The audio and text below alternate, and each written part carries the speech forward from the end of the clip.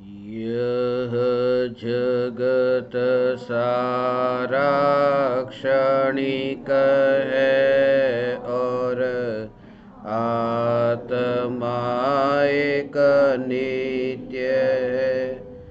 आत्मा का अनुभव बस एकमात्र नित्य है।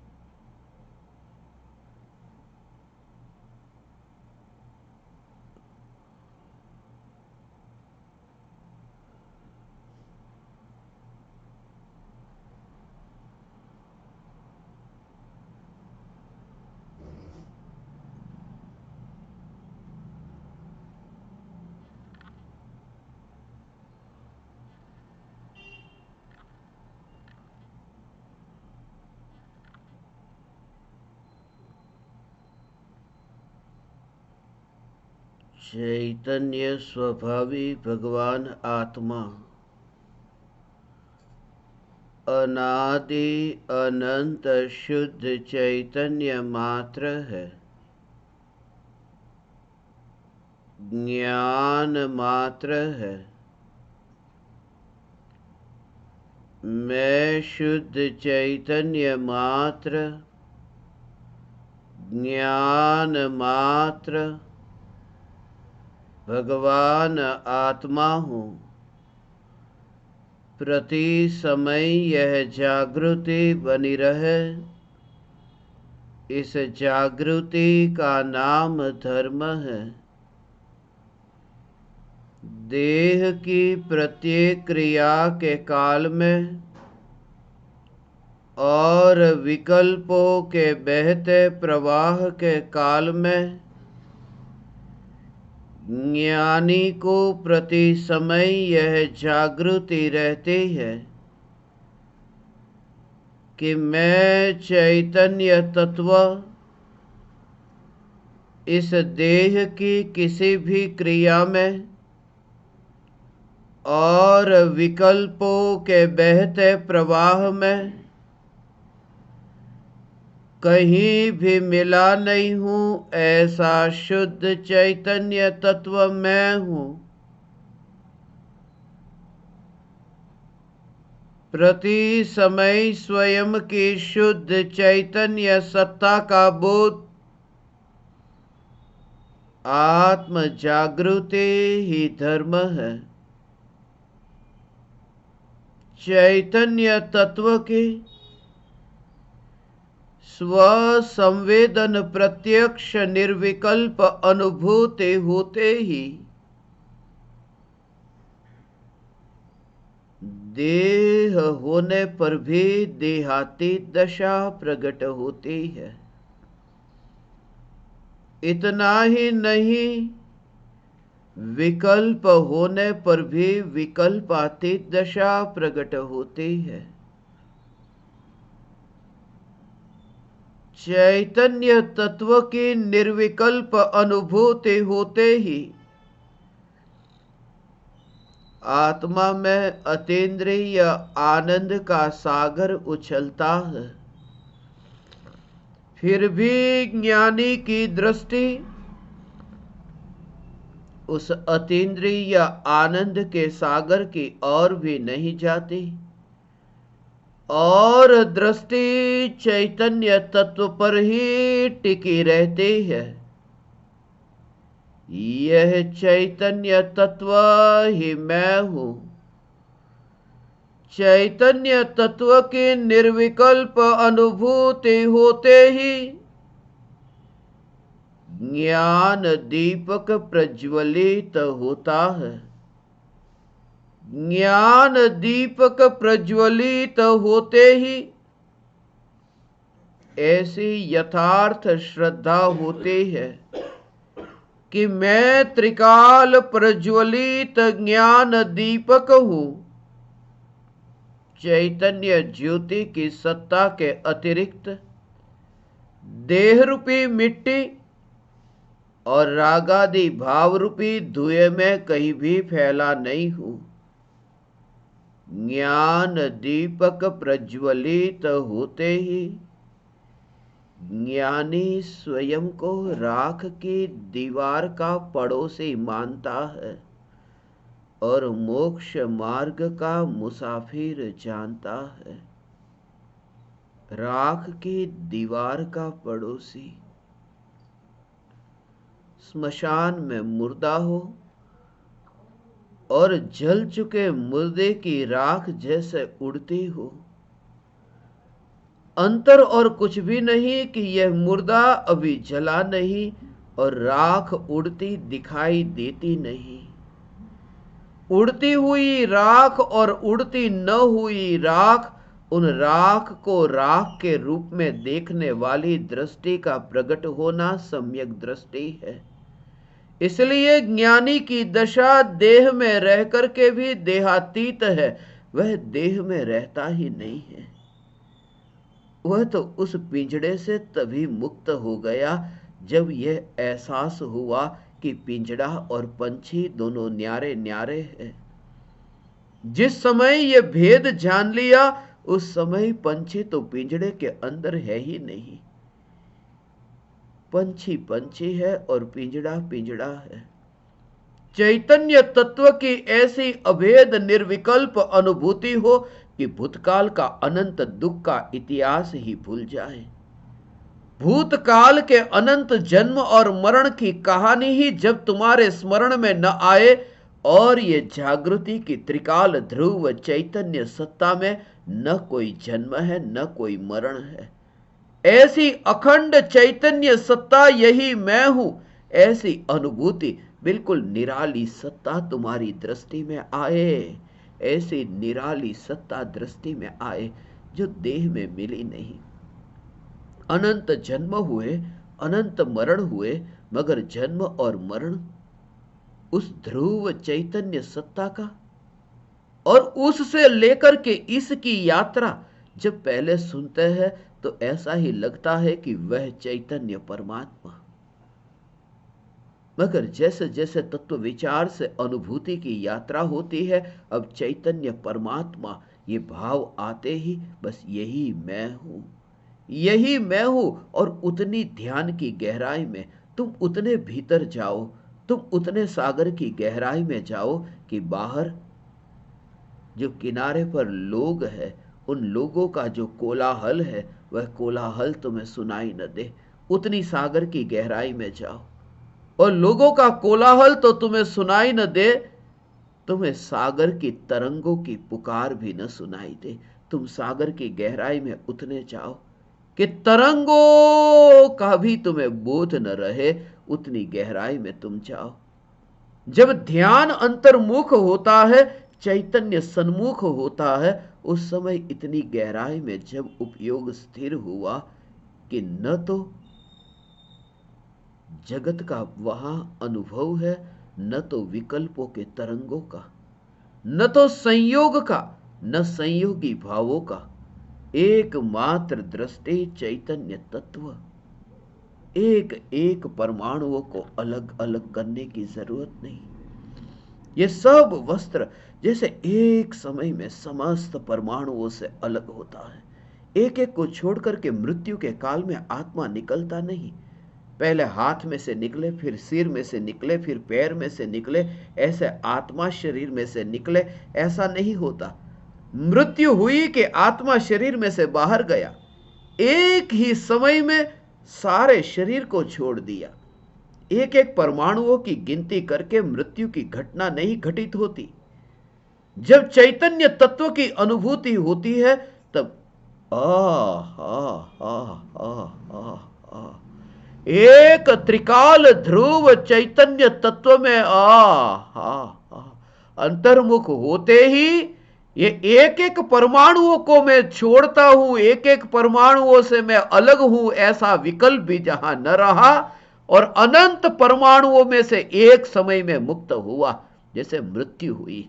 इसलिए तो ये कहा आत्मा की अनुभूति होते ही मृत्यु हो जाती है, मैं की मृत्यु हो जाती है, अहम भाव की मृत्यु हो जाती है। शून्य में प्रवेश हुआ कि पूर्ण को पा लिया। मिथ्यात्व का शून्य और चैतन्य का पूर्ण। जब मोह शून्य हो गया कि यहां पूर्ण पाया, जब विकल्प शून्य हो गया कि निर्विकल्प तत्व पूर्ण पाया। एक ही समय में घटित होने वाली यह अनुभूति है। इसलिए ज्ञानी अब देह में नहीं है, वहां तो मृत्यु हो चुकी है, वहां तो सिर्फ औपचारिकता है। अब तुम उस मृत देह को जनाजे से ढंको, उस मृत देह को तुम वहां पर कफन लगा करके उस पर ओढ़ा दो, उस मृत देह को अब तुम रस्सी से बांध दो। मगर वह बांधने की क्रिया, वह जो कफन ओढ़ाने की क्रिया, मुर्दा कुछ भी नहीं बोलता, मुर्दा चुपचाप है। और मुर्दा जब कुछ भी नहीं बोलता तो चैतन्य परमात्मा जो निकल ही गया वह क्या बोलने आएगा। जब मुर्दा भी कुछ भी नहीं बोलता तो फिर वह क्या बोलने आएगा जो परमात्मा निकल गया। जब आत्मा के ध्यान में ऐसे डुबकी लगती है उसके बाद में ज्ञानी की जो देह की क्रिया। इसलिए तो कहता हूं कि मुर्दे पर कफन बांधा जाता है।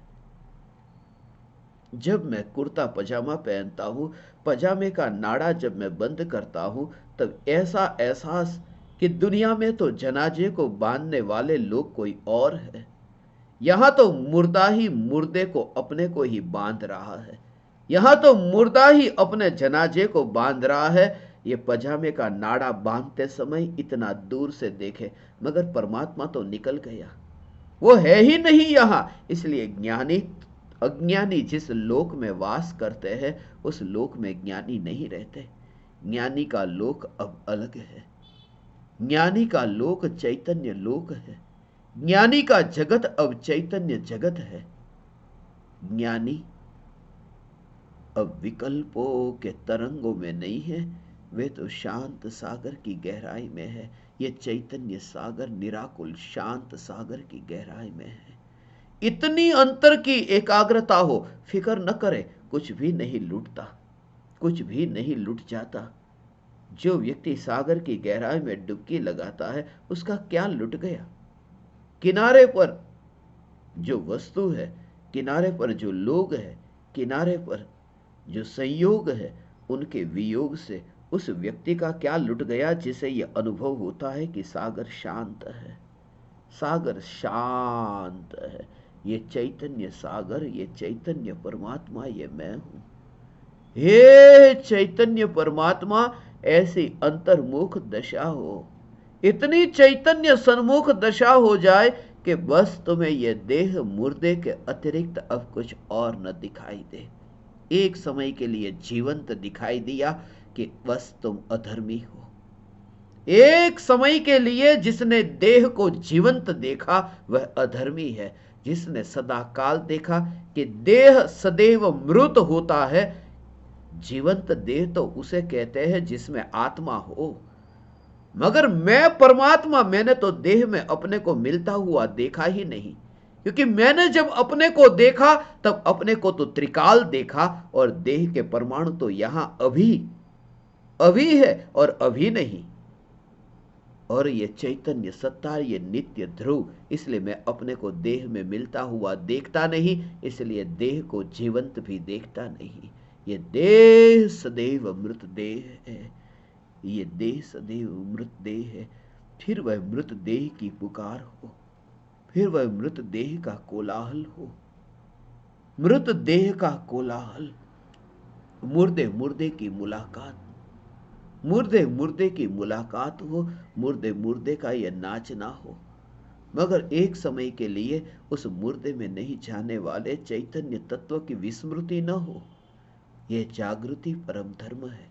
नाच होता रहे, भक्ति होती रहे, मगर उस समय भी यह जागृति मुर्दा सदैव मुर्दा है। और अब जब तुम देह की क्रिया करो तो तुम देह को जीवंत नहीं देखते। अब तुम देह की क्रिया करो तब तुम फासला देखते हो। तुम जमीन पर रह करके जमीन का अनुभव नहीं करते। तुम तो आकाश में उड़ते हो। उड़ीसा के वासी हो ने, आकाश में तुम उड़ते हो, तुम जमीन पर नहीं रहते, तुम पृथ्वी पर नहीं रहते। देह की पृथ्वी से जो ऊपर उठ गया, और ऊपर उठ क्या गया, देह की पृथ्वी के अंदर जो मिला नहीं, ऐसा ऊर्ध्व, ऐसा चैतन्य, ऐसा तुम्हें अंतर में अनुभव हुआ। यह अनुभूति, यह चैतन्य चैतन्य चैतन्य चैतन्य चैतन्य चैतन्य, ये मस्ती, बस तुम्हारा यहां आना ही हुआ नहीं। वो इतिहास भी साफ हो गया। कुछ बरस पहले तुमने इस माँ बाप से जन्म लिया था। कुछ बरस पहले तुमने इस गांव में जन्म लिया था। कुछ बरस पहले तुम्हारे रिश्तेदार ये थे। ये सब बातें झूठी हो जाती है। ये सब बातें भ्रम में से, जैसे स्वप्न में से कोई जाग जाए और पाए कि कुछ भी नहीं। जो स्वप्न में मैं देख रहा था वह तो कुछ भी नहीं। चैतन्य तत्व दृष्टि में आते ही और कुछ भी नहीं देखता। हा हा हा हा, एक एक ज्ञान, ज्ञान और चैतन्य की अनुभूति, चैतन्य की अनुभूति होती है। वहां तो और कुछ भी नहीं पाता। आंख खुली, स्वप्न तरह तरह के देखे जाते हो भगवान, तरह तरह के स्वप्न देखे जाते हो, देखे गए हैं। ये तरह तरह के स्वप्न देखे गए। कोई स्वप्न देखता है कि मैं पुरुष हूं, कोई स्वप्न देखता है मैं स्त्री हूं, कोई मनुष्य का स्वप्न देखता है, और कोई ये स्वप्न देखता है कि मैं पशु हूं, मैं पक्षी हूं। स्वप्न अलग अलग है। हमारे स्वप्न बदलते रहते। लंबी रात हो और रात्रि में स्वप्न आते हो, ये स्वप्न बदलते रहते हैं। और पुराना स्वप्न और नया स्वप्न कोई तालमेल नहीं बैठता। अभी मनुष्य मान करके बैठा है और आत्मा गया कुत्ते के अंदर, अब मानता है मैं कुत्ता हूं। वही आत्मा ये स्वप्न देखने लगा कि मैं अब कुत्ता हूं। थोड़ी देर पहले तो मैं मनुष्य हूं ये स्वप्न देखा था, अब मैं कुत्ता हूं ये स्वप्न देखता है। सपना कब पलट जाता है पता नहीं। और सपना पलट जाता है, आज तक अनंत बार सपने पलटे हैं, सपने से मुक्ति नहीं मिली। सपने का रूपांतरण हो गया। मनुष्य हूं, उसके बाद में फिर मैं पशु हूं, पक्षी हूं, देव हूं, नारकी हूं। ऐसे स्वप्न देखते गए। और स्वप्न से छूटने का एक ही उपाय है, जागना। और जैसे ही जागृति हो, जागा हुआ व्यक्ति एक सपने से नहीं छूटता, जागा हुआ व्यक्ति सभी सपने से छूट जाता है। अब कोई सपना नहीं।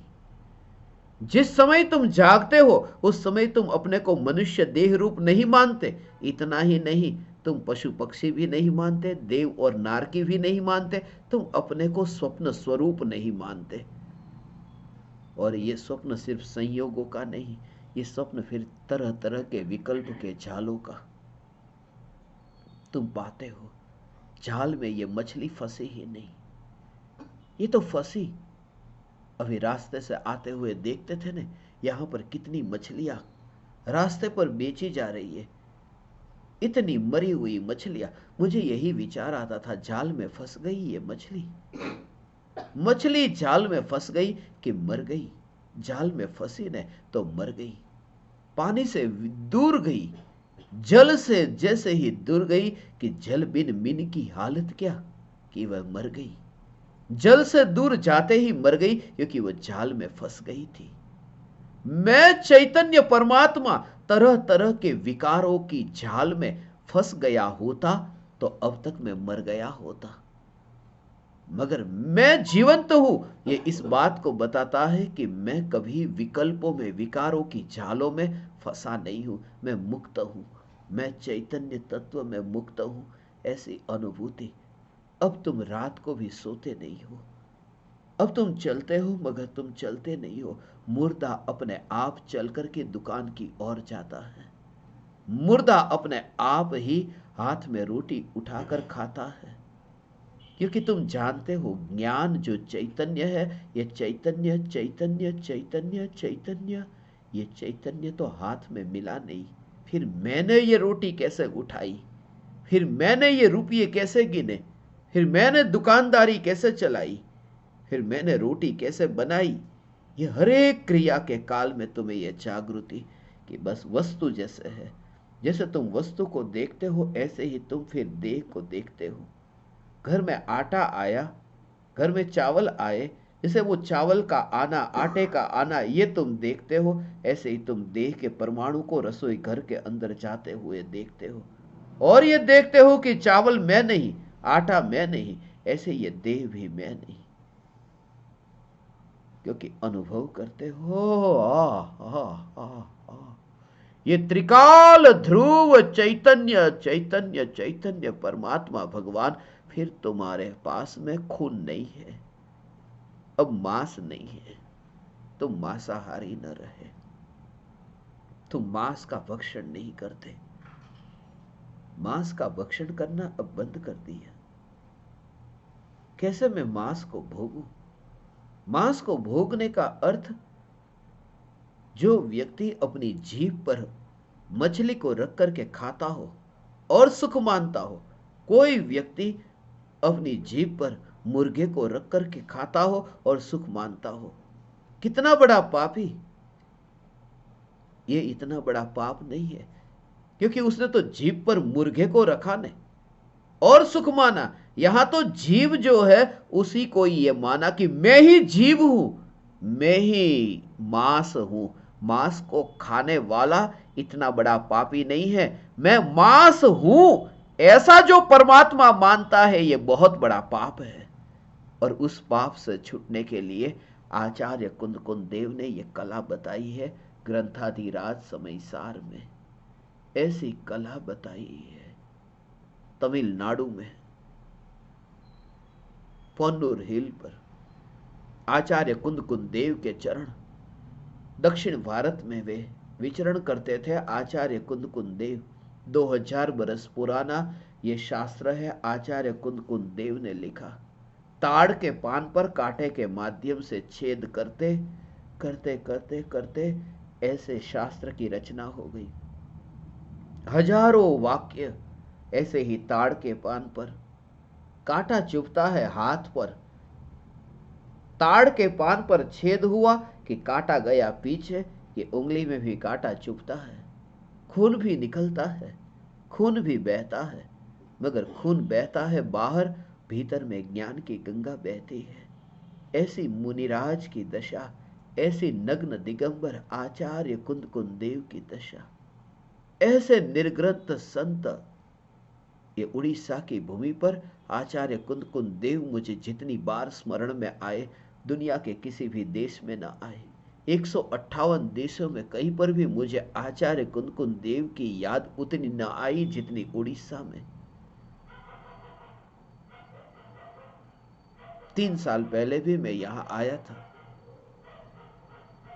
और उस समय भी मैंने यहां के जंगलों में, यहां के वन में, उपवन में यात्रा की। उस समय भी मुझे ये भाव आया था। पूरे भारत में गजपंथा के अलावा ये भाव मुझे कहीं नहीं आया। गजपंथा के अलावा एक जगह है, पूरे भारत नहीं पूरी दुनिया में एक ही जगह, ये उड़ीसा की भूमि, कि जब मैं मुनि होऊंगा तो मुनि होकर के मैं उड़ीसा में विचरण करूंगा, दिगंबर मुनि होकर के मैं यहां पर विचरण करूंगा। ये उड़ीसा की भूमि पर, ये उड़ीसा की भूमि में मैंने बहुत कुछ पाया है। गजपंथा के बाद में मैं उड़ीसा को बहुत याद करता। ये भूमि ही ऐसी है, यदि तुम भाव से भीग करके इस भूमि की स्पर्श ना करो तो तुम्हारे अंतर कीचड़ में रह करके भी कमल खिल सकता है, मांस के साथ में रह करके भी आत्मज्ञान का कमल खिल सकता है। हे चैतन्य परमात्मा, ये ग्रंथाधिराज समयसार ऐसी तुम्हारी दशा प्रकट हो। आचार्य कुंद देव ये कहते हैं कैसे ये देहातीत दशा प्रकट हो। तुम बिल्कुल ही जैसे बोर्ड पर लिखा हो ने, सब साफ हो जाता है। बोर्ड पर लिखा हो, तरह तरह के वाक्य लिखे हो, मैं कुत्ता हूं, मैं बिल्ली हूं, ये अलग अलग वाक्य लिखे हो, और जैसे तुमने डस्टर लिया और डस्टर को जैसे ही तुमने घुमाया, घुमाते ही वहां पर और कुछ भी नहीं रहा, सब साफ हो गया। अब कुछ रहा ही नहीं, सब साफ एक ही साथ में। मगर वहां पर भी समय लगेगा, 1 सेकंड, 2 सेकंड, 4 सेकंड, ऐसे समय तो लगेगा। यहां तो जिस समय ये चैतन्य परमात्मा दृष्टि में आया, ये चैतन्य परमात्मा दृष्टि में आया कि ऐसे कि अनंत काल का मैं कुत्ता था, बिल्ली था, ये था, वो सब एक समय में ऐसे साफ हो गया। रात्रि का घना अंधकार, एक समय के यहां सूर्य का उदय हुआ, चैतन्य असु का उदय हुआ कि अंधकार दूर हो गया। भगवान हे चैतन्य परमात्मा, एक समय में जो जाने से अनजाना होने ही वाला है, निश्चित है, यह निश्चित है कि जो एक समय में अभी दर्पण के सामने देखते हो और मृत्यु हुई कि पता नहीं ये देह कहां है, और ये देह के परमाणु अभी कहां है ये पता नहीं है।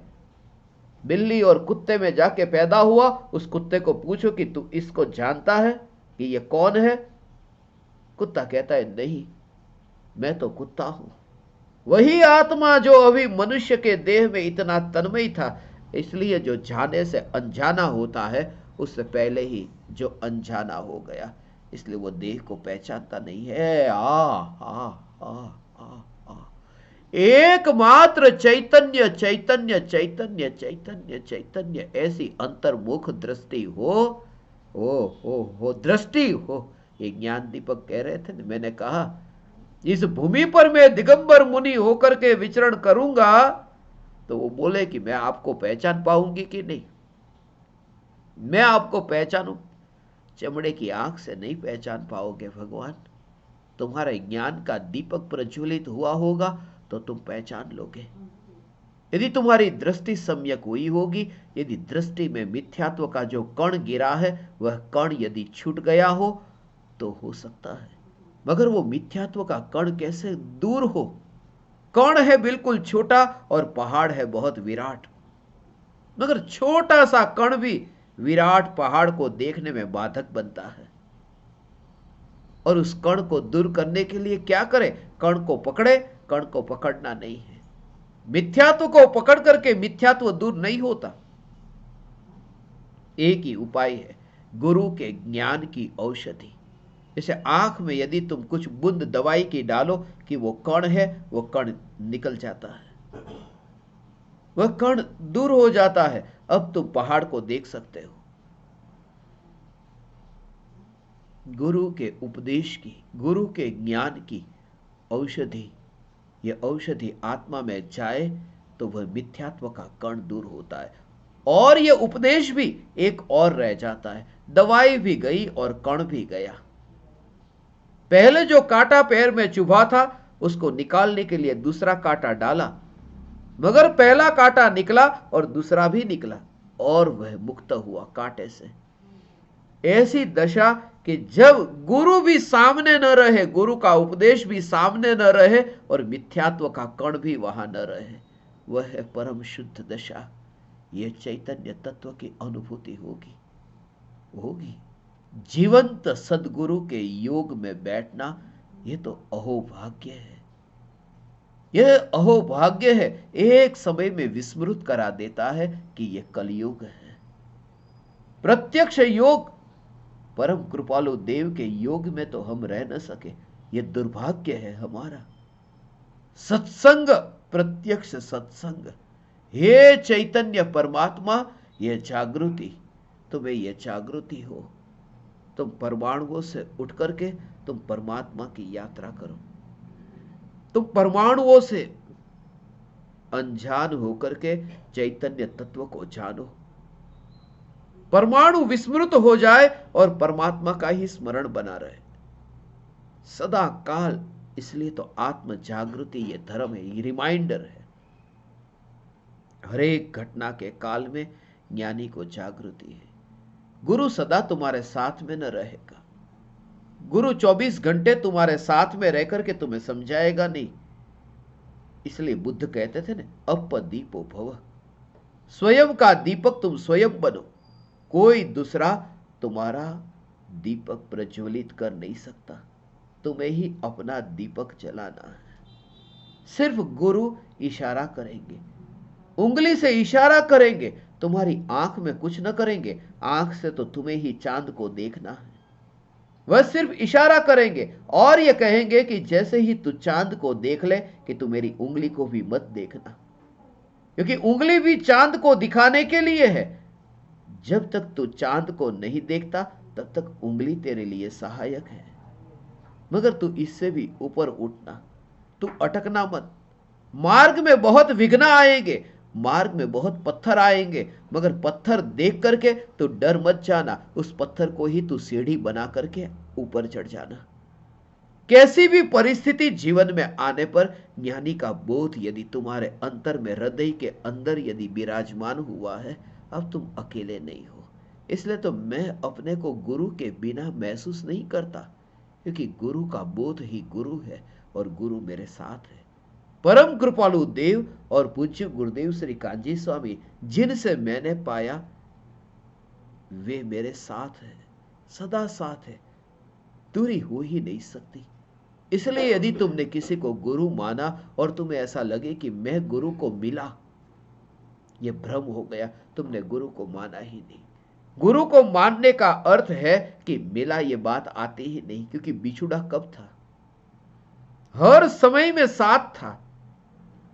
अभी तुम भक्ति गा रहे थे ना, ओ गुरु सा तारो चेरो बनू मैं, हर पल तेरे साथ रहो, हर पल तेरे साथ रहो, हर पल तेरे साथ रहो।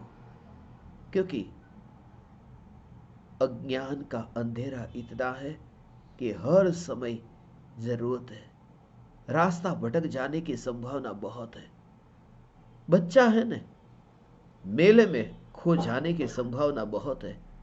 मां की उंगली पकड़ करके बच्चा चलता है। कब चले बच्चा मां की उंगली पकड़ करके? 2 मिनट 4 मिनट बाहर जाए तब, कि हर समय, क्योंकि मां के बिना बच्चा चले कैसे? चलना होगा अपने पैर से, मगर उंगली मां की पकड़ी होगी। शिष्य चलता है मोक्ष के मार्ग पर अपने आप भगवान, मगर गुरु का सहारा है, गुरु का साथ है। लकड़ी का सहारा तो वो रखता है, मगर छत अभी कच्ची है, यह उसे पता है। सहारे की अभी जरूरत है, मगर छत कच्ची है यह मान करके आलसी होकर के बैठता नहीं। छत कच्ची है मगर पानी तो पिलाता रहता है, ध्यान रखता है छत का कि पक्की हो रही है या नहीं, पानी पिला रहा हूं या नहीं, मजबूती आ रही या नहीं, उसका निरीक्षण करता रहता है और लकड़ी के सहारे के संग में छत को देखता है। तुम अपने जीवन के प्रयोग में यह तत्व ज्ञान को घटित करके देखना, और घटित करके देखने पर यदि तुम्हें एहसास हो कि अभी गुरु के सहारे की उतनी ही जरूरत है, वरना रास्ता भटक जाने की संभावना बहुत है। भक्ति सुन रहे थे ने, चारों तरफ अंधियारा है, आए है शरण तेरी, गुरुदेव कृपा कर दो। इस भक्ति ने जितना मुझे छुआ है उतना किसी ने नहीं। यह भक्ति मेरे हृदय के वीणा के तार को झंकृत कर देती है। यह भक्ति ऐसी भक्ति है। इसलिए मैंने उड़ीसा में जब यह सबसे पहली बार यह भक्ति सुनी थी, हे चैतन्य परमात्मा, यह भक्ति सुनकर के ही परम कृपालु देव का जो अहोभाव आया। रास्ता भटक जाने की संभावना बहुत है, बहुत है, लुटेरे बहुत है। धन का लुटेरा अच्छा है, इज्जत का लुटेरा अच्छा है,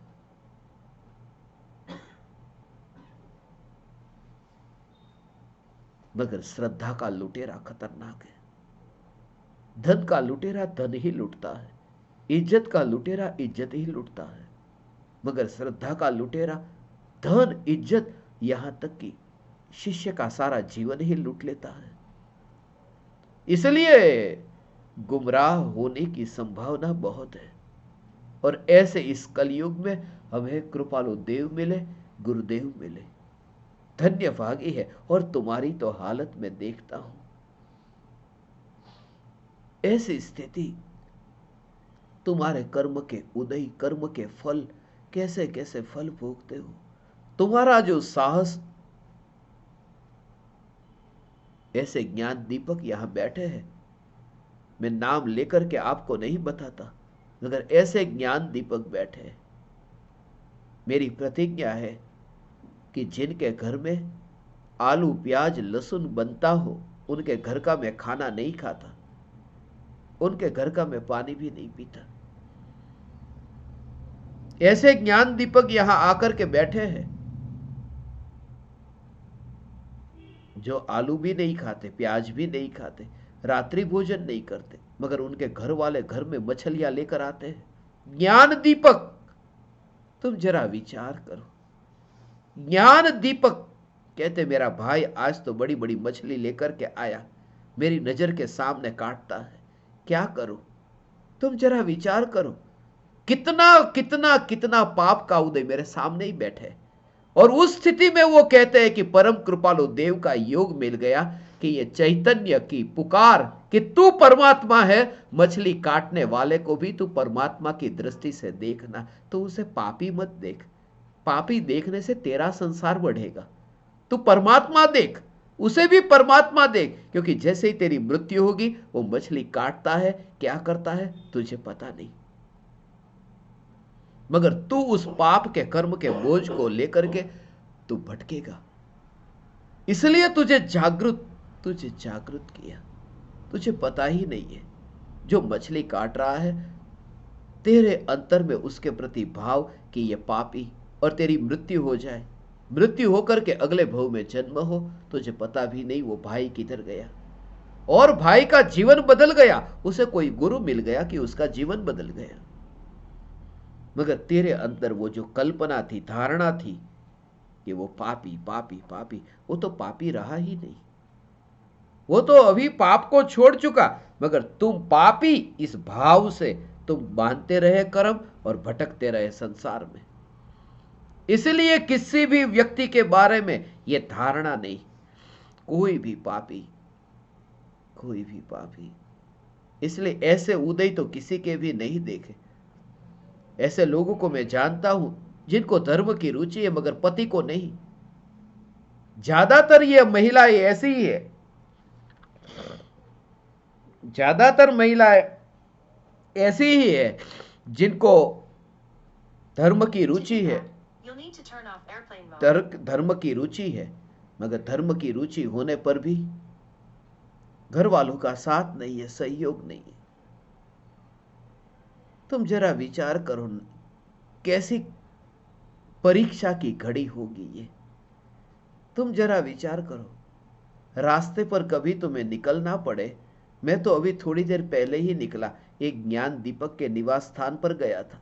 वादा किया था मैंने बेनी श्री प्रधान को, मैं जब भी आऊंगा भुवनेश्वर तो तुम्हारे निवास स्थान पर आऊंगा। अभी तो मैं रास्ते पर इतनी इतनी इतनी दुकान, जैसे नासिक में मैं देखता हूं ऐसे ही वहां पर मुर्गे की कतार और यहां पर मछलियों की। पता नहीं कि यहां मछलियों के अलावा भी कुछ बिकता है कि नहीं। यहां मछलियां ही मछलियां पैदा होती और कुछ होता ही नहीं है। रास्ते से निकलना पड़े और देखना पड़े तो कैसा लगे। आंख बंद कर देते हैं, नजर हटा देते हैं, अपना काम करने लगते हैं, उसे निरख निरख करके देखते नहीं है।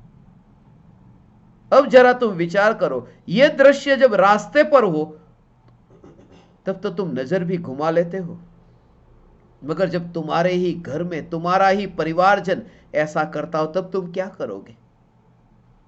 और फिर भी जिनके अंतर में ये चैतन्य चैतन्य, ये ज्ञान दीपक मुझसे कहते हैं यह जगत सारा क्षणिक है और आत्मा एक नित्य है। ये मछली खाने वाले भी क्षणिक है, मछली मारने वाले भी क्षणिक है, ये सब क्षणिक है। और क्षणिक नहीं होता तो ज्ञानी उन पापियों को बोध क्यों देते? क्योंकि पाप क्षणिक है, इसलिए तो परिवर्तन आ सकता है। इस भूमि में आने हेतु मेरी बहुत बहुत बहुत लंबे काल से भावना थी। 24 घंटे से भी कम समय के लिए मैं यहां उड़ीसा में आया, मगर इन परमात्माओं के संग में रह करके मैं अपनी बैटरी चार्ज करना चाहता था। जैसे तुम सत्संग में रह करके बैटरी चार्ज करते हो ना, मैं इन परमात्माओं के संग में रह करके मैं अपने को दृढ़ करता हूं। मुझे तो भक्ति भी नहीं आती थी, इनको जब मैं देखता हूं तब मुझे वो विधि याद आती है। इनके हाथ जोड़ने की, इनके पैर छूने की विधि को जब मैं देखता हूं तब मैं सीखता हूं कि गुरु के चरणों में कैसे गिरते हैं। ये मुझे सिखाते हैं, इनसे मैं बहुत सीखा हूं। इसलिए मैं यहां गुरु होकर के नहीं आया इनका, इसलिए मैं यहां पर आया हूं जिनसे मैंने बहुत कुछ सीखा है। हे चैतन्य परमात्मा, आज ग्रंथाधिराज समयसार की इस भूमि पर, उड़ीसा की भूमि पर, भुवनेश्वर में मंगलमयी स्थापना हुई। आचार्य कुंद कुंद देव दक्षिण भारत में, ये दक्षिण भारत की ये विशेषता, 24 के 24 तीर्थंकर अयोध्या में पैदा हुए। ऐसा नियम होता है, ये तो खंडावसर्पिणी काल का ये प्रभाव कि सभी के सभी इस 24 में न हुए, मगर हर एक 24 में नियम है। 24 तीर्थंकर अयोध्या में पैदा होते हैं और 24 के 24 तीर्थंकर समेत शिखर जी से मोक्ष जाते हैं। इस काल में, इस 24 में 24 में से 20 ही जा पाए, गए समेत शिखर से, बाकी 4 अलग अलग स्थान से, ऋषभदेव भगवान कैलाश से, वासुपूज्य स्वामी चंपापुरी से, नेमिनाथ भगवान गिरनार से, महावीर भगवान पावापुरी से, सभी के सभी तुम भगवान को याद करो। 24 के 24 भगवान में से एक भी भगवान दक्षिण भारत में न हुए। जन्म भी उत्तर भारत में, ऊपर के भाग में, और निर्वाण भी ऊपर के भाग में। जितने भी भगवान हुए वे सब उत्तर, और जितने भी मुनि हुए उनमें उत्तर भारत के कोई मुनि तुम न पाओगे। आचार्य कुंदकुंद देव, अमृतचंद्र देव, जयसेन आचार्य, उमा स्वामी, समंतभद्र आचार्य, नेमिचंद्र आचार्य, ये सब दक्षिण भारत में ही क्यों? और पंचम काल में देखो दक्षिण भारत में, मैं इस दिशा को जो कहता हूं, नीचे का भाग जो कहता हूं, ये ओडिशा का भाग मुझे आचार्य कुंदकुंद देव की याद दिलाता है। हे ज्ञान दीपक, यह जागृति आज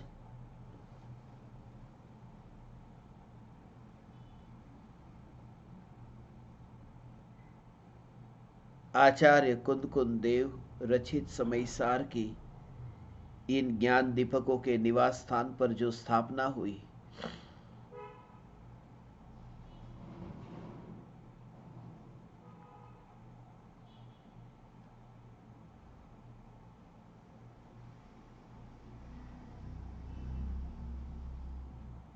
इनके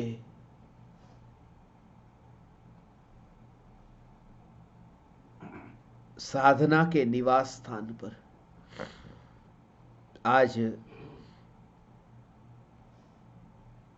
जब मैं यहां आया, ये सभी मुझे अपने घर में नहीं ले जाते, अपने घर में उस जगह पर मुझे बिठाया आज जहां वे प्रवचन सुनने बैठते। यहां आया तो यहां भी मुझे कहा कि मैं यहां प्रवचन सुनती हूं। बेनिश्री के वहां गया तो वहां पर भी कि मैं इसी जगह पर प्रवचन सुनती हूं। कुछ वहां बैठ करके फिर वो यादें बन जाए, 5 मिनट बैठ करके भी यादें बन जाए। मुझे उनके भावों को देख करके लगता था कि ऐसे भाव मेरे में कब प्रकट होंगे परम कृपालु देव के प्रति। अभी नहीं है, अभी ऐसे नहीं है। मैं भाव ना पाता हूं, ऐसे भाव मेरे कैसे प्रकट हो, मेरे भाव कैसे प्रकट हो। इसलिए कहता हूं मैं बच्चा हूं और बच्चे की भांति ही रहकर बहुत कुछ सीखना चाहता हूं। सीखूंगा, मुनि धर्म का पालन भी मैं सीखूंगा। हे चैतन्य परमात्मा, क्षणिक के बोध और नित्य की अनुभूति के बल पर इस भूमि पर भी वह दशा प्रकट होगी।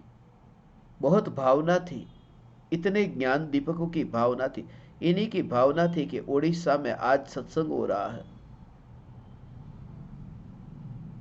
हमको साथ में आना है। बापूजी भी साथ में आने वाले थे, ये तो कोविड के कारण वे खुद नहीं आ पाए।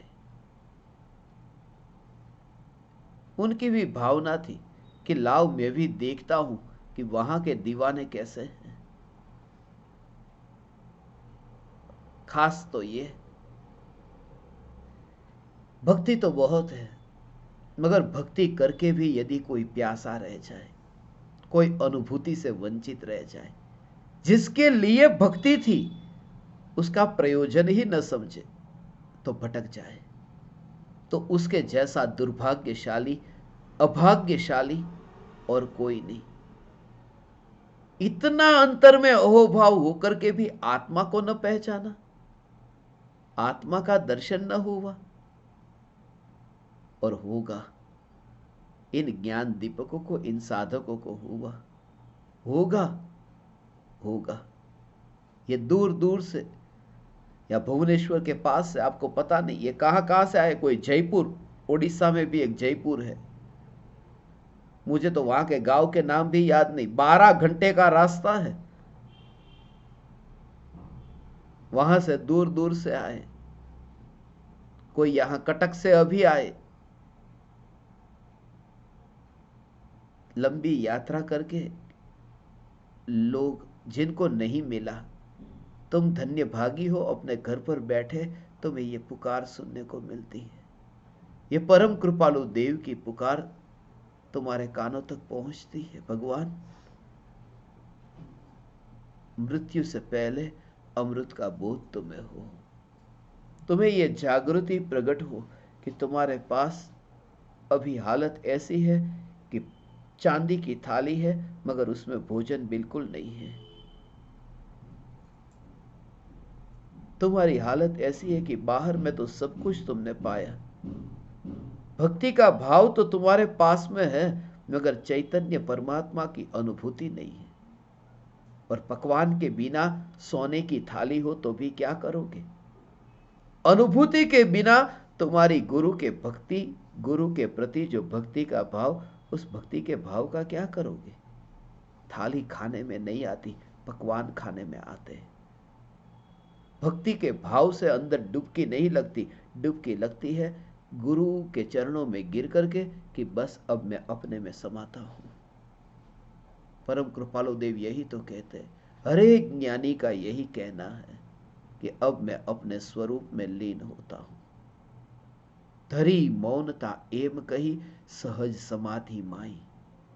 मौन को धारण करके, अंतर्मुख होकर के समाधि में स्थित हुए। और जैसे ही तुम समाधि में स्थित हुए, आनंद को तुमने भोगा, आनंद को तुमने भोगा, अब तुम दूसरे को दुखी करना कैसे चाहोगे? इसलिए तो ज्ञानी बांटता है, आनंद को भोगा अब बांटता है। सहज ये भाव आता है। दुखी व्यक्ति एकांत में जाता है, जिसने आत्मा के आनंद को भोगा वह बांटता है। जब तुम बहुत दुखी होते हो तब तुम अपने घर वालों को कहते हो कोई मुझे बुलाना मत, अपने को कमरे में बंद कर देते हो।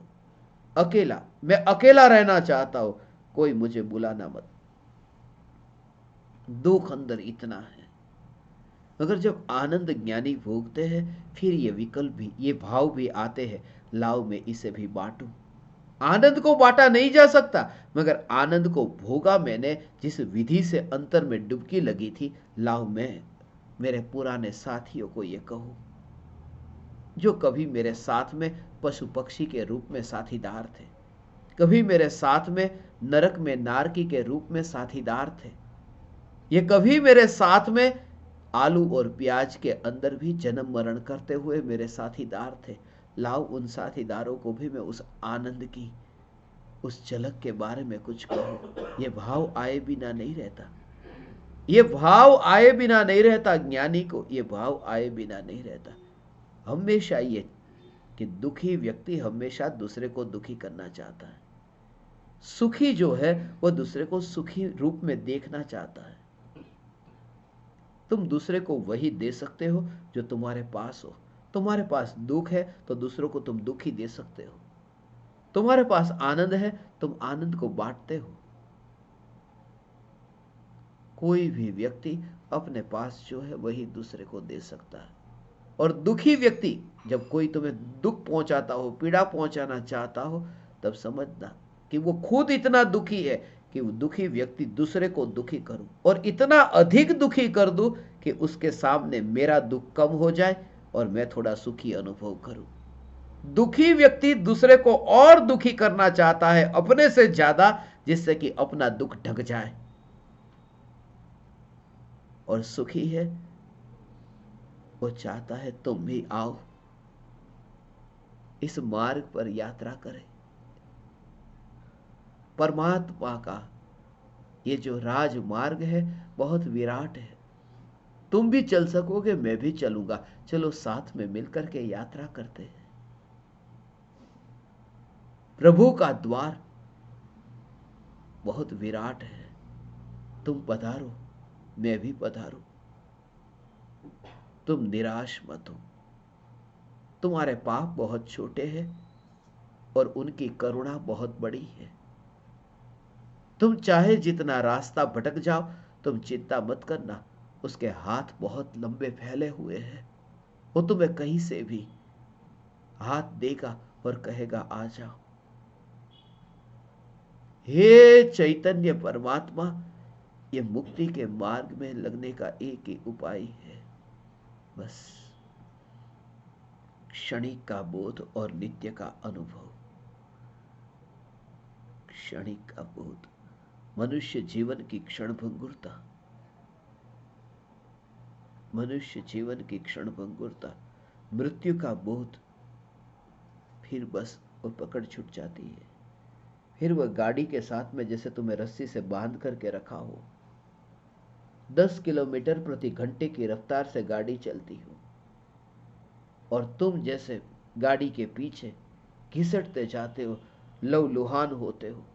सिर्फ 10 किलोमीटर प्रति घंटे की रफ्तार से गाड़ी चल रही है और वही दूसरी ओर वो रस्सी यदि कट जाए, रस्सी कटने के बाद में यदि वो गाड़ी 100 किलोमीटर प्रति घंटे की रफ्तार से गति करे, मगर तुम्हें कुछ भी नहीं होता, तुम उस बंधन में नहीं हो, बंधन से अब छूट गए हो। अब वो गाड़ी जाए कितनी तेजी से जाए, क्योंकि वो बंधन जो था, बंधन खतरनाक था, गाड़ी की गति खतरनाक नहीं थी। जैसे ही तुम्हें चैतन्य परमात्मा की अनुभूति होती है कि बस ये देह की गाड़ी छूटती हो, दूर जाती हो, धन पद प्रतिष्ठा संपत्ति वैभव ये सब छूटता हो, तेजी से छूटता हो, एक समय में मृत्यु के काल में सब कुछ छूटता हो, मगर वह मोह की रस्सी कट गई है, मोह की रस्सी से नहीं बंधा, अब वह मुक्त रहता है। आ ये चैतन्य चैतन्य चैतन्य चैतन्य भगवान आत्मा, ये चैतन्य परमात्मा भगवान, वहां रस्सी, रस्सी हो, रस्सी के बीच में नहीं, रस्सी को भी उस गाड़ी के साथ ही छोड़ दिया है। रस्सी को अपने साथ बांधा ऐसा नहीं, रस्सी को बीच में से नहीं काटा, पूरी रस्सी को ही उस गाड़ी के साथ में। इसलिए धन को जितना ज्ञानी ने दूर देखा, धन के मोह की रस्सी को भी, धन के प्रति जो मोह, उस मोह की रस्सी को भी उतना दूर देखा, ऐसा उतना दूर देखा। इसलिए अब वस्तु छूटने का दुख नहीं होता। इसलिए तो मृत्यु के काल में जब व्यक्ति की पीड़ा होती है, पकड़ना चाहा था और मृत्यु के काल में तो छूट रहा है, छूटेगा। जो भी तुमने मुट्ठी में बंद करके रखा है वो छूटेगा, क्योंकि मुट्ठी ही जब नहीं रहेगी तो मुट्ठी में जो रखा है वो कैसे रहेगा। जो भी तुमने छाती से गले लगा करके रखा है वह छूटेगा, क्योंकि जब छाती ही नहीं रहेगी तो छाती से लगाया हुआ कैसे रहेगा। यह जागृति तब तुम्हें पूरा देह और देह के संयोग ये सब तब पकड़ मिट जाती है। तब मृत्यु के काल में जो भी तुमने छाती से लगाया है उसकी पकड़ मिट जाती है, क्योंकि तुम देह को ही उस वस्तु के साथ में देखते हो। धन का ढेर जो तुमने अपने पास पकड़ा था, मगर अपने शरीर को ही जब तुम धन के ढेर में साथ में देख लेते हो, फिर ये हे चैतन्य परमात्मा, हे भगवान, हे भगवान, तू परमात्मा है, भगवान तू परमात्मा है, ऐसा स्वरूप तुझे अनुभव में आए। ओ कैसा अहोभाग्य भगवान। मनुष्य भव मिला, किसी को पांचों इंद्रियां ठीक तरह से न मिले, ये पांचों इंद्रियां ठीक तरह से मिली। मनुष्य जन्म मिला, पांचों इंद्रियां ठीक तरह से मिली। आंखों से देखा जा सकता है, कानों से सुना जा सकता है, ऐसी मनुष्य की स्थिति ऐसी। और बुढ़ापे में नहीं, ऐसे जहां आयुष्य तो लंबा हो मगर अब मिलता नहीं, सुनने में आता नहीं। ये कह रही थी ना मुझे, उनकी सास देखो अभी पास में ही है। तुम जरा विचार करो, दूर दूर से लोग यहाँ जयपुर से, कोई कहाँ राउतवेला गाँव, कोई गांव है, वहां से कहाँ कहाँ से आए हैं ये, और ये पास के कमरे में सुन नहीं पाते। मनुष्य है, मनुष्य की जिंदगी है, 100 वर्ष से ऊपर का उनका आयुष्य हो गया, पास वाले कमरे में बैठे 100 साल से ज्यादा उम्र वाले हैं। इनके भी सास, कमलिनी की सास। अब तो विचार करो, मनुष्य जीवन तो है मगर ये वाणी कान में नहीं पड़ती, क्योंकि ये महाभाग्य महापुण्य के उदय से मिलती है भगवान। ये महापुण्य का उदय हो तब ये वाणी कान में पड़ती है। और तुम विचार करो, ये 5 इंद्रिय ऐसी सशक्त है, तुम अपने बल पर यहां पर बैठ सकते हो, सुन सकते हो, किसी पराये का अवलंबन लेने की अभी तुम्हें जरूरत नहीं है। ऐसी स्थिति में जरा तुम विचार करो, अभी ऐसा शरीर तो हर किसी को नहीं मिलता, हर किसी को अब ऐसा भी हमें योग मिल गया, ये शरीर भी हमें मिल गया। मैं तो वो मछली को काटने वाले को ऐसे ही देख रहा था, बुद्धि कितनी है, कैसे मछली को काटना, कला तो उसके पास है, आंखें तेज है, कान से सुन सकता है, शरीर में शक्ति है, मनुष्य का भव है, अनमोल मनुष्य जीवन मिला, मगर वृत्तियां कैसी, कान में ये चैतन्य की पुकार नहीं। तो अपने को ऐसा अनुभव करो कि ऐसा महापुण्य का उदय ये सब हमें एक साथ में मिला है। सिर्फ मनुष्य भव ही नहीं मिला, मनुष्य भव तो मिला है करोड़ों लोगों को, उनमें से हमें ये मिला कि मैं चैतन्य परमात्मा। ये पुकार कान में पड़ी, ये महापुण्य का उदय है भगवान। हे ज्ञान दीपक, ये ज्ञान दीपक है। ये जो साधक है जिनके लिए मैं यहाँ आया हूँ इस घर में, उनको हम ज्ञान दीपक कहते हैं। ये ज्ञान दीपक जलता हुआ दिया सिद्धपुर की यात्रा करता है भगवान। जलता हुआ दिया कि जहां मिट्टी भी दूर है और धुआं भी दूर है, ऐसी दशा भगवान प्रकट होगी। हाँ, उड़ीसा वासी ज्ञान दीपकों का एक सत्संग का योग मिला। एक सत्संग के लिए दूर से कितने कितने घंटे का सफर करके ये साधक यहां आए। भगवान आज अभी तो मैं दोपहर में यहां आया, अभी थोड़ी देर आप लोगों का तो समय हो गया, मगर हमारा सत्संग यहां चलता रहेगा। कल सुबह अर्ली मॉर्निंग आसाम के लिए रवाना होंगे हम। गुवाहाटी से तेजपुर, वहां पर समयसार की स्थापना होगी कल। और आप अपना मोबाइल फोन अपने पास में रखना। ज़्यादातर संभावना यही है, कोशिश करेंगे कि पहले से आपको जानकारी दे तो स्थापना में आप सब साधक ज्ञान दीपक उसमें जुड़ सके। भक्ति से मुक्ति की यात्रा, भक्ति से मुक्ति की यात्रा।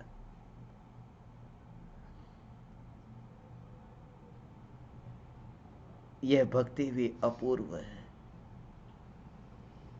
जहां भक्त और भगवान में भेद ही नहीं रहता,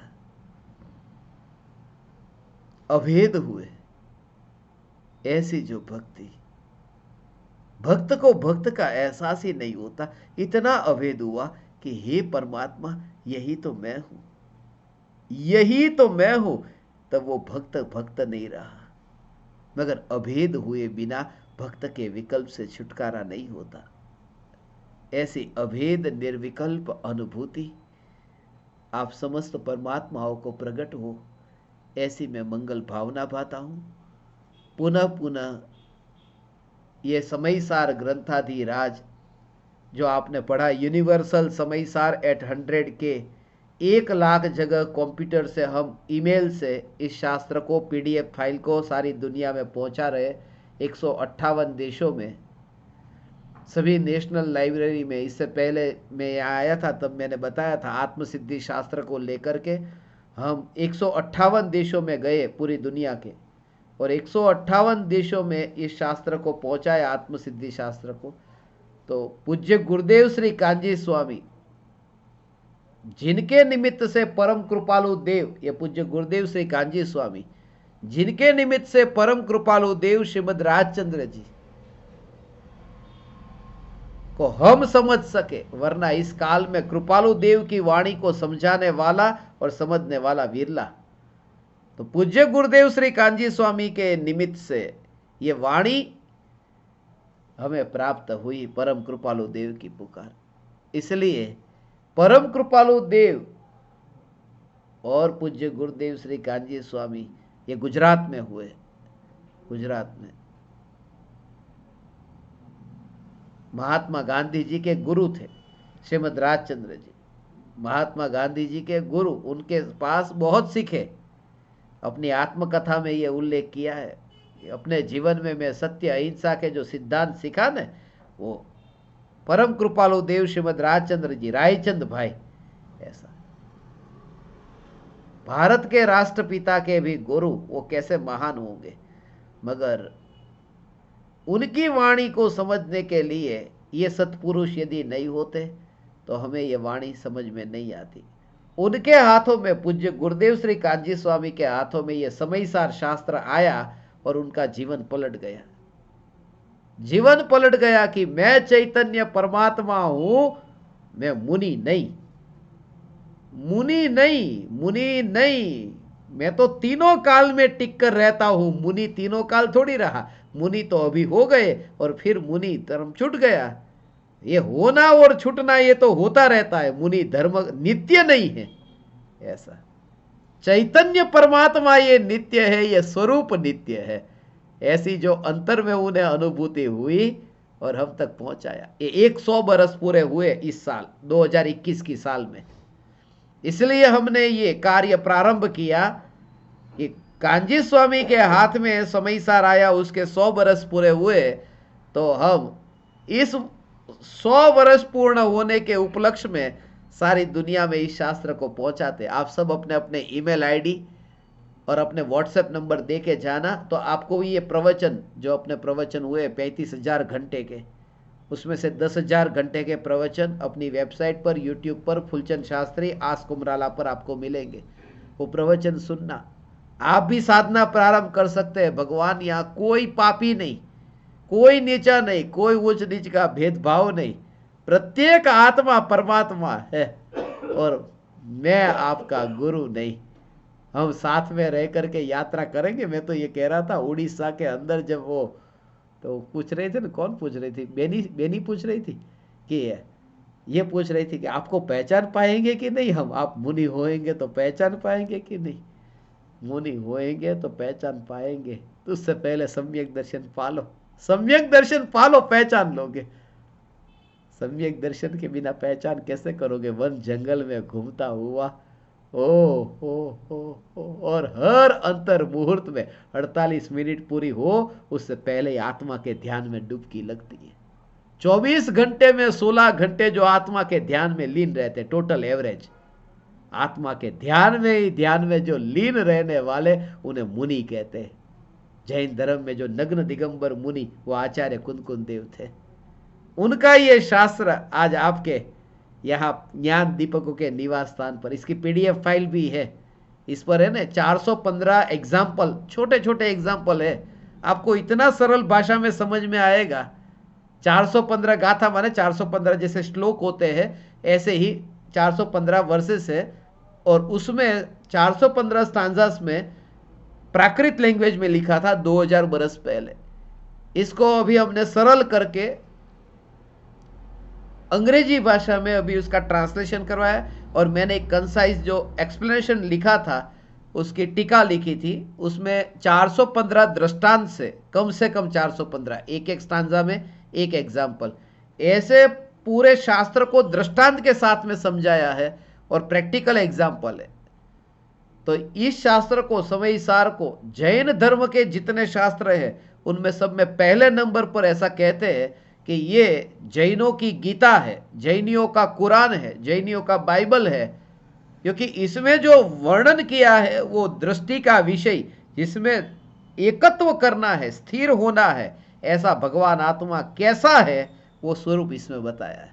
नरक कैसा ये नहीं कहा, स्वर्ग कैसा ये नहीं कहा, जिसमें लीन होकर के स्वर्ग और नरक से छुटकारा होता है ये आत्मा कैसा है ये वर्णन इसमें किया है।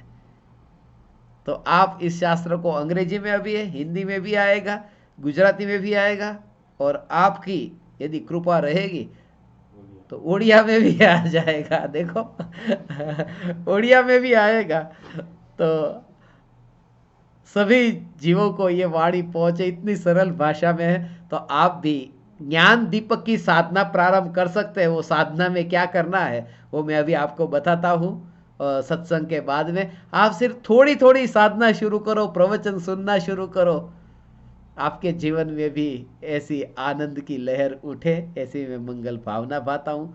आप समस्त ज्ञान दीपकों ने इतना प्रेम भाव से मुझे आमंत्रण दिया, मुझे यहाँ समय सार की स्थापना का अवसर दिया, मेरा इतना समय सत्संग में रहा।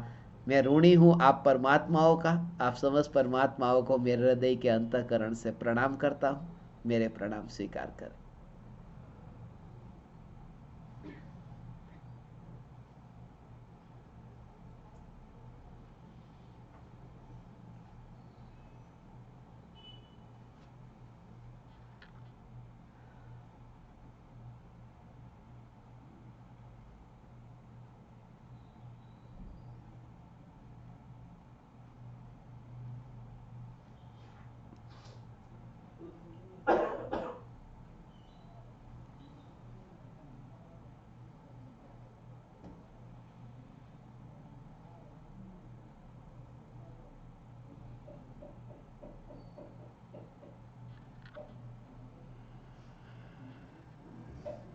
अहो अहो श्री सद्गुरु करुणा सिंधु अपार,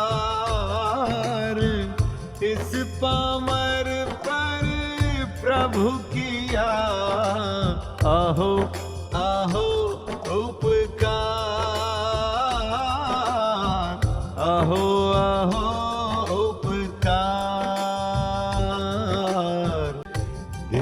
सहित जिनकी दशा वरते देहातीत, उन ज्ञानी के चरण में हो वंदन अगणित,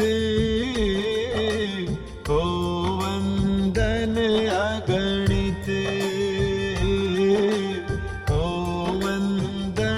अगणित।